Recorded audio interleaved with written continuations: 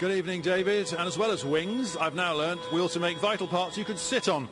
These aluminium frames for aircraft seats are what they're producing right here in Bitton, right now in the West Country. Let's talk to the man in charge, Mark Summers.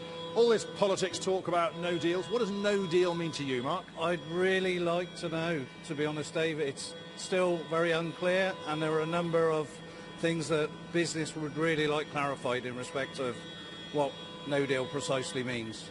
And they've been talking about it for years, haven't they? But if we did go out and we had these World Trade Organization terms, there are no tariffs, no taxes on aircraft parts, but lots more paperwork, lots more checks. What are you worried about?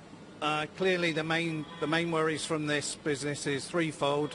I think the paperwork clearly is going to be more onerous than what we do at the moment. I think the lack of clarity in respect to raw material, because whilst we machine out of aerospace grade material, whether in its raw material state it would attract a tariff or not, and clearly other regulations like REACH are real concerns to us. So really you've got to invent the whole thing all over again. Let's see how representative this company is. Matt Griffith, you're from Business West. We know there are hundreds of companies like Mark's, but how much are they worried? What are they doing? They're very concerned, and the strong language you saw from the CEO of Airbus is widely shared. So companies are really trying to scramble now about how to deal with the risk of a no deal.